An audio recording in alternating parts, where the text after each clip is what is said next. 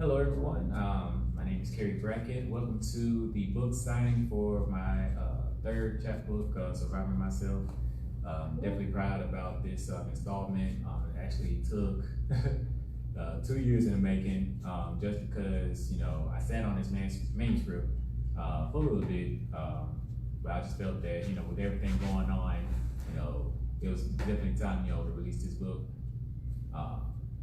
This actually was a transcript from like all the poems that I actually wrote when I was studying for my master's at Southern New Hampshire University. At the end of the program, we had to basically get a manuscript together, and then after which, we could choose, get it published or, that kind of thing. So, Surviving Myself actually was my master's thesis. And thus, here we are,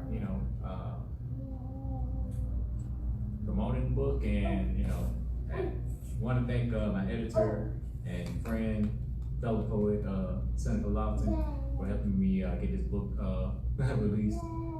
We're actually working on the ebook version at this point in time. Once that happens, I'll definitely let y'all know everything, once everything is in motion.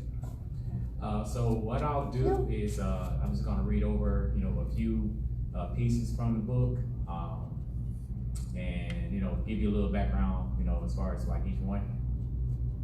Those that's watching, you can definitely go to my website, kerrybpoetry.com, to actually get you a copy.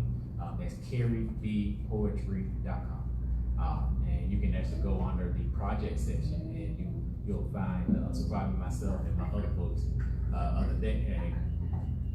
And as soon as you put your order in, that's when we'll mail it out to you. And I do autograph the books, myself. I mail these books to California, Utah, Texas, New York, just basically everywhere. So, it's nothing for me to, sign a book, mail it, so on and so forth. So for those that actually got a copy of the book, appreciate y'all so much for doing so. This is definitely a dream come true. It goes way back from my time in college, where I would just write poems, just to pass the time. And now, it's definitely a great opportunity to actually push these 3 books and so on and so forth. All right. Okay.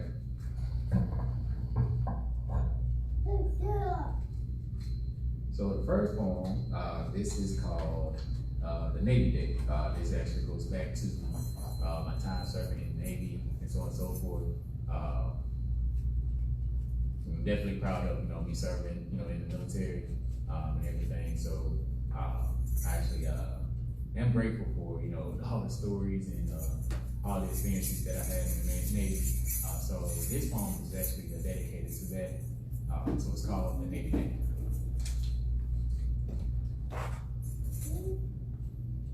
The day was already planned as we woke up for another mission. We were ready as Navy men. Members of this honorable band pledged their lives in honor of this nation. The day was already planned. Tattooed anchors on our chief's hand were the images we first saw in the morning. We were ready as Navy men.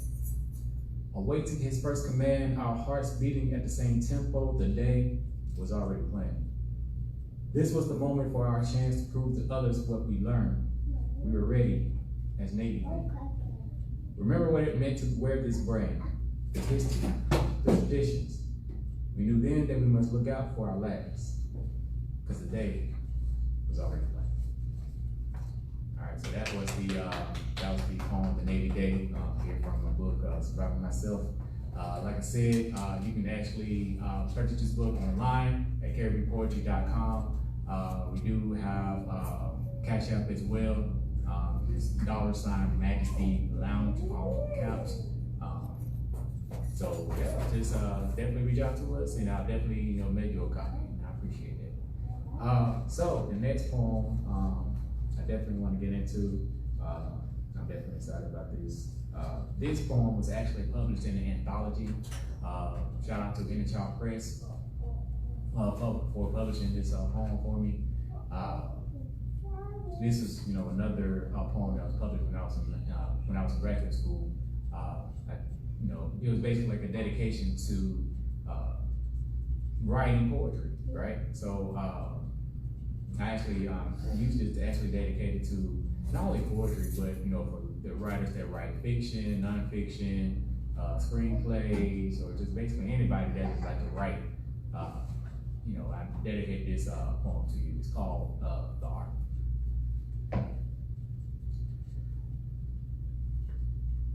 As the words flutter through one's mind, time has somehow slowed down for a moment. The artist looks at the blank canvas ahead as the future masterpiece is ready to be born. It usually starts with one line, a statement that will set the tone initially.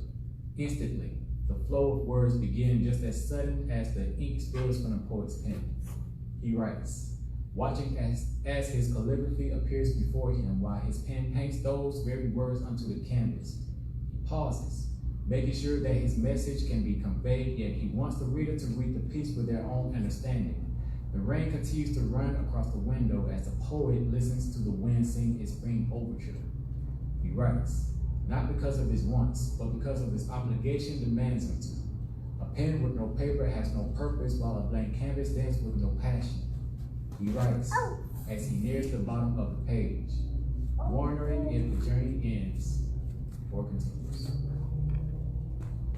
That was The Art from Surprise Myself. Like I said, this was basically a dedication to the whole process of writing, whether it's poetry, fiction, screenplays, that kind of thing. So that was a dedication to basically all the writers out there. All right. So as far as like the whole process, as far as like what poems I wanted to write and what have you, it just comes to me. I just see I see poetry as a way of sharing your testimony. Because everybody has that one life experience or that one thought or that one feeling that they gotta get out there, because there are those out there that don't really have the confidence or the strength to actually share that same experience. So it's up to us as poets to actually share that experience, so we can inspire people that look, we understand, we've been what you've been through. So I take this poetry pretty seriously. I've been writing since college. This was basically like my therapy. This was my release. Basically going through what I went through. That kind of thing. I didn't really give too much thought to it until I was in the the military. And for those days in the military, y'all know that there's only so much time you can have. So while I was cleaning, around the ship, that kind of thing, or if I was maybe working or I had some time to myself, I basically, I was either writing or I was, practicing, reciting the poems, that kind of thing. So yeah, it was just, it was basically a process, that I definitely appreciate. So the next poem that I want to get into is called Symphony. This is for basically anybody that loves, or still loves actually watching the rain outside. I can remember, growing up, it was me, my brother, my cousins, on our grandmother's porch. Each time that it rained, we would just sat there, on the porch just watching, and a lot of times, we'll talk or, we'll crack jokes, that kind of thing. It was just a surreal experience. So, with that, I wrote this piece called Symphony. So here we go. The walk home would be longer today as the rain blanketed the city streets. Rivers tracing every bridge and corner as wooden oars entered their embrace with submission. The wind's breath was rather warm, as if it was meaning to kiss with such intent. Mason bricks were washed and rinsed as young lad looked down with crossed arms. How could he misplace it? An umbrella that he promised he would bring back as his back was lashed with raindrops and wind licks. His punishment for being so careless. Yet, it felt so nice. As he lifted his eyes to the light gray clouds and couldn't help but allow his arms to embrace the symphony of the sky. The music, such passion. how can he not dance along the rugged streets? His feet diving into black pools as he laughed and shrugged. Why did he even bring the umbrella? His uniform had even morphed into darkened colors to match the buildings that were painted by the storm. Yet his worries were forgotten as he ran past black linen forms, feeling his socks become his own skin, as his right shoe had ruptured. The rain became his dream as the wind became his love, as yellow spotlights were on the crescendo of the storm. As he walked up to the steps and looked at his beauty, and it was only interrupted by the voice of his mother. And that was a symphony from myself. Like I said, it's basically, a dedication to, watching the rain, being caught in the rain, that kind of thing. It's just basically, a great experience, especially for those that actually enjoy being in the rain. So, as being a professor over at HBCU is definitely a blessing. And I tell people all the time where, even though I'm a professor, and I teach people, English and all that good stuff, they're actually teaching me at the same time as well. Because they share their experiences and, the way they think and the way they share their emotions, especially in their poetry writing, is definitely a blessing to hear. This past spring semester, I taught poetry. Even though it was like maybe 5 or 6 people in the class, it was definitely a great experience, considering, you had one senior that he basically enjoyed being in the class because this was his outlet, it was his release. So he basically talked about, everything as far as his frustration with senior year, or, struggle with his identity, that kind of thing. So it was definitely a blessing to hear that. During my experience as teaching, I actually been to a few conferences, sharing my experience as far as creative writing at HBCUs, that kind of thing, being an advisor for the poetry club, that kind of thing. So I think this was last year.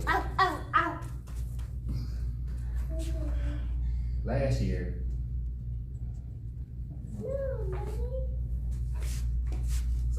year, we went to Tallahassee, Florida, for a conference, and we actually got a chance to go on the campus of Florida A&M University, and they had an awesome archives collection. Basically, it talks about how FAMU came to be, their experiences through the years, that kind of thing. And there was one section that was actually dedicated to, negative stereotype of African Americans, right? So there was this one exhibit that I saw, and it said Gatorade. And to me, I heard Gatorade all the time, but they also like from, sports. University of Florida, they always say it all the time because of their mascot, that kind of thing. I was, a little bit more interested, seeing what they mean by that. So what I found out was, with Gatorade, this was like back during, the times of slavery, what hunters would do, to actually catch, alligators and what have you. They would use basically young black boys or young black children, to actually, as bait to basically catch, the alligators. And, they were sharing pictures and so on and so forth. And it really, stuck with me. Because I was thinking, me being a father, and y'all saw my son, what have you. And, we have 2 kids, and I'm thinking, the impact as far as, parents of these young black kids being used as bait, with no regards for, their lives or anything. That really, stuck out to me. So, I wrote this piece, Gator Bait, dedicated to that experience. It was oddly warm for a day in winter, but I wanted to see the sights. Walked into the building that collected my people's history, the good, the bad, and even the ugly. The exhibit showcased the segregation that occurred in this nation that claimed all men are created equal.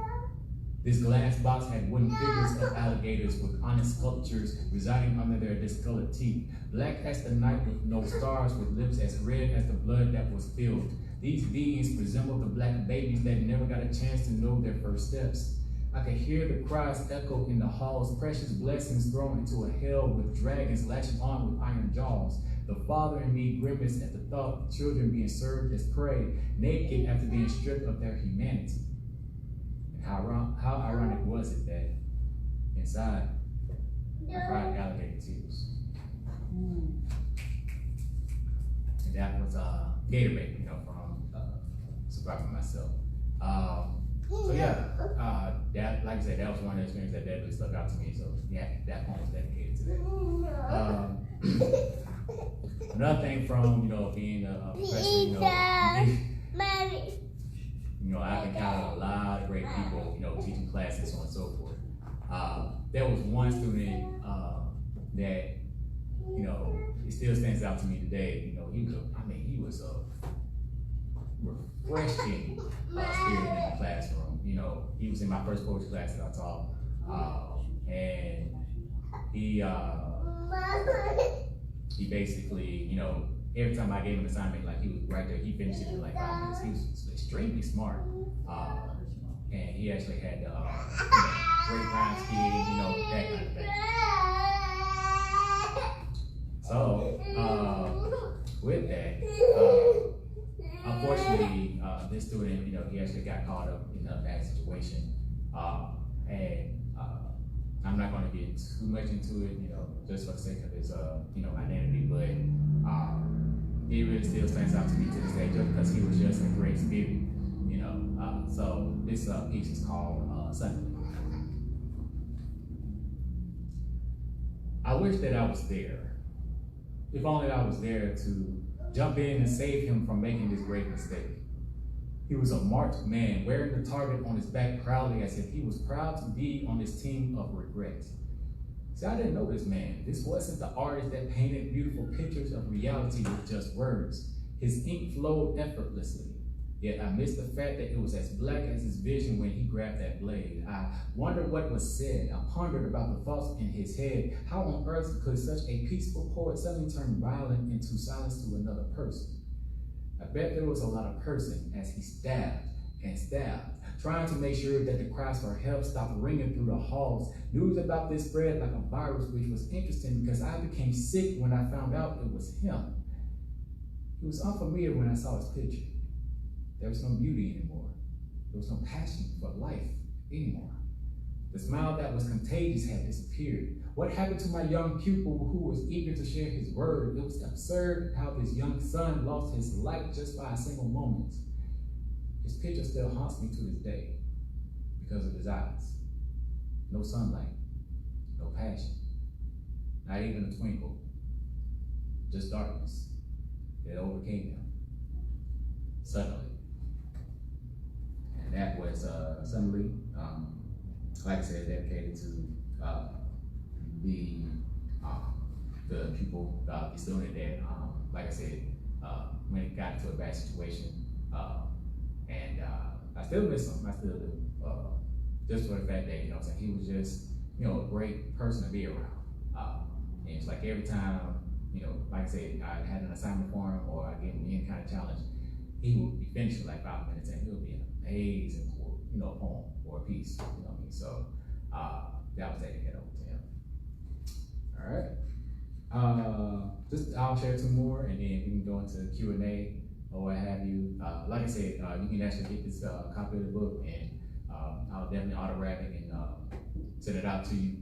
It's at kerrybpoetry.com. Just go on the projects, and you'll find Surviving Myself, and just put your order in, and I will definitely send it out to you.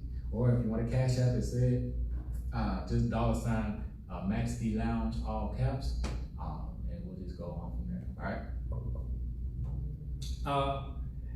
So when I came back, when I actually, I would say, when I actually got done with the military, I actually took some time, hang with friends, family, that kind of thing.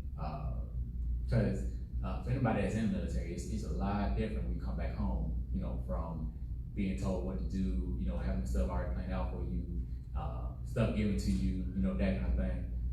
And then once you're out, it's definitely a different mindset because, okay, now you are yourself again. You make your own decisions again.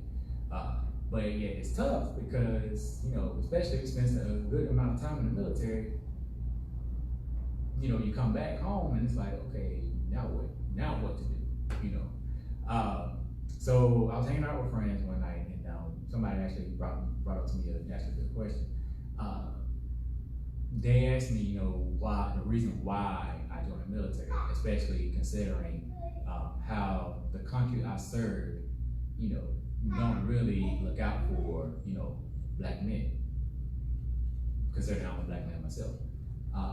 And it took me some time to actually, think about that, just because, even then, especially like on Veterans Day or Memorial Day, that kind of thing, there's a lot of black men that serve in the military, but then once we try to celebrate, our service to the country, it comes with an asterisk, right? Like when people come still asking for, okay, where's your military ID, or did you really serve in the military, that kind of thing.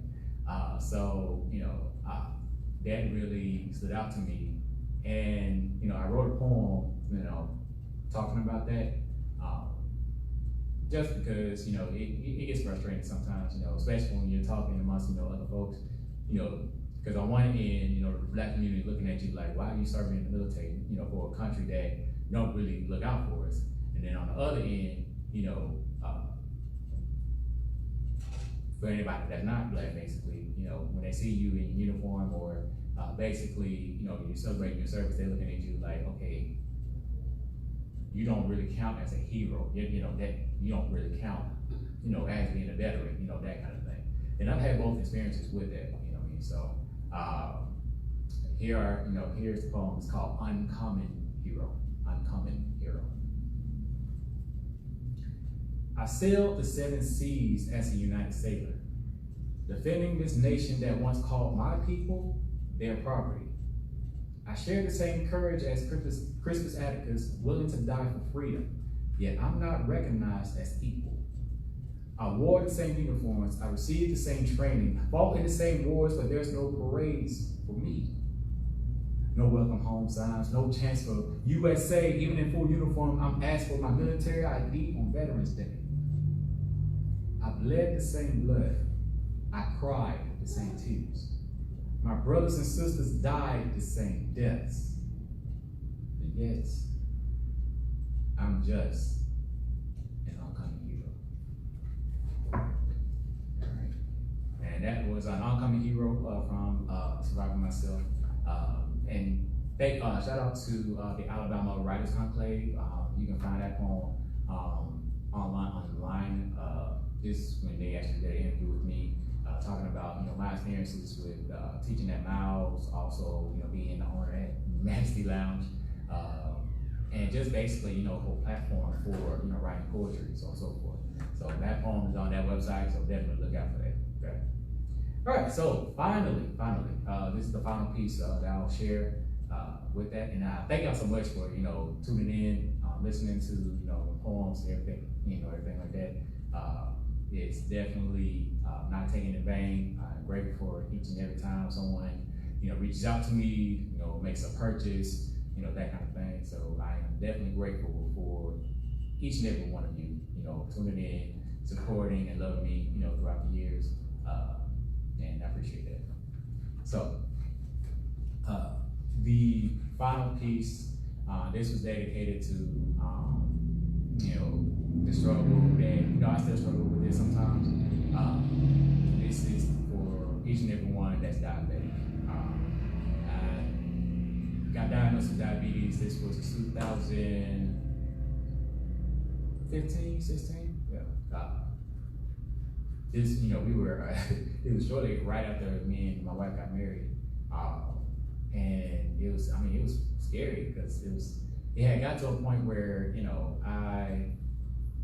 I had gotten so thirsty, I would drink literally 3 or 4 bottles of water, or try to keep myself hydrated and all that good stuff. But I still had, my mouth was extremely dry, and I was wondering what was going on.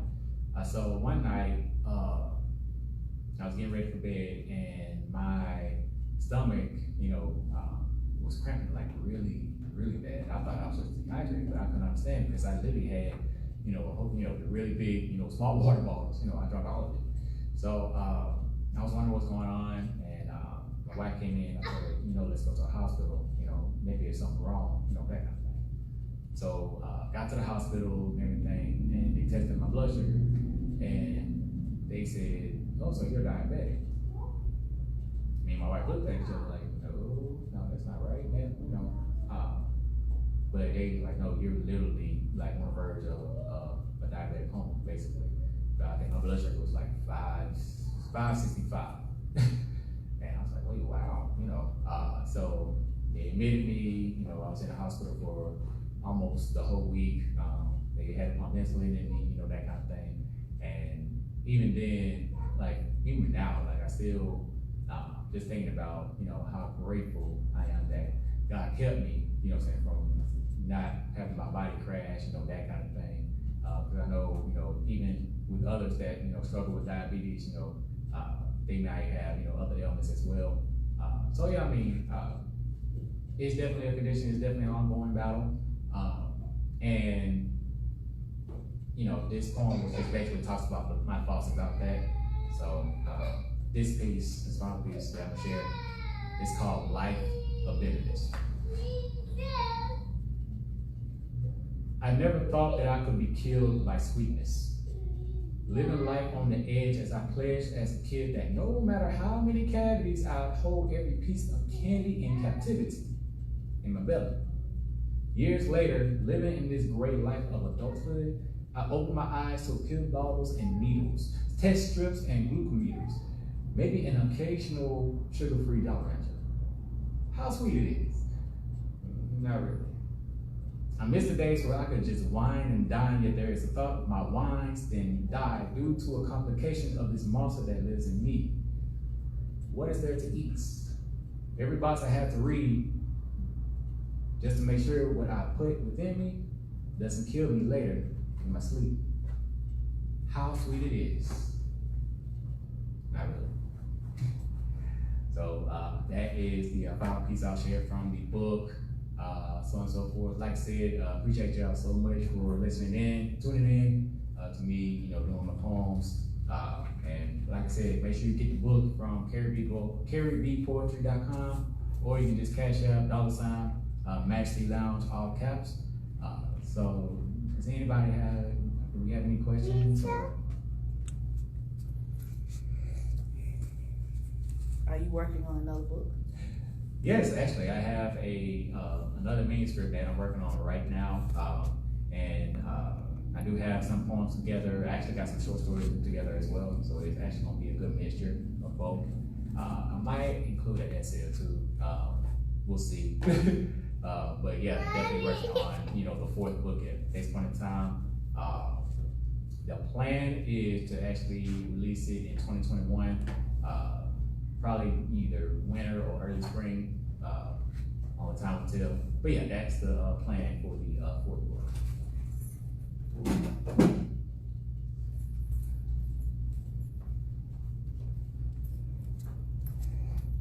All right, will you be writing a book just on your military experience? Actually, I have recorded some journals about my military experience. Yeah, I'll definitely be working on that. I think I have a few poems or a few stories, dedicated to it. Yeah, so yeah, I'll definitely be working on it. That's it. Oh, that's it? Okay. All right. So thank y'all so much once again for tuning in, hanging out with me for a little bit. And like I said, just go to my website, kerrybpoetry.com, put your order in. Or you can just cash out $ Majesty Lounge. So the books are $15, to cover, the shipping, everything. But like I said, autograph each one. We'll mail it out to you. Like I said, these books have been, sent all over the country already. California, Texas, New York, Utah. So, like I said, it's nothing for us to, me to sign it, put it in the mail, and send it out to you. Okay? So, thank y'all so much. Is there anything else? No, everybody's giving you hand claps. Oh, wow. Appreciate y'all. Thank y'all so much for tuning in. And this was a good pre-birthday celebration. My birthday will be next week. Yeah, we'll have a little small, get together here at the Mexican Lounge, on Friday, next Friday. So, 21st right here. Yep, the 21st, August 21st, that'll be my birthday celebration. So, just put it out there, I take cash, I take checks, I take gift cards, definitely take food, just don't make sure it's not too sweet. What else? Venmo, Cash App, all of it. PayPal, everything. Hey, like I said, I understand, with this pandemic, everybody's trying to stay safe. So with that, make sure you wear your mask, make sure you social distance, make sure you please wash your hands. Please. I can't emphasize that enough. Me being, diabetic, I have to pay real close attention to what I'm touching or who I'm exposed to. Because I'm just as high risk as, someone that's, has other ailments or someone that's, over 60, that kind of thing. So, with that, I want to thank y'all so much for coming through and, hanging out with me for a little bit. So, this is fun. Actually, I had a good time, actually reading some poems towards you. So, nothing else. Make sure you get the book, and we will see you later.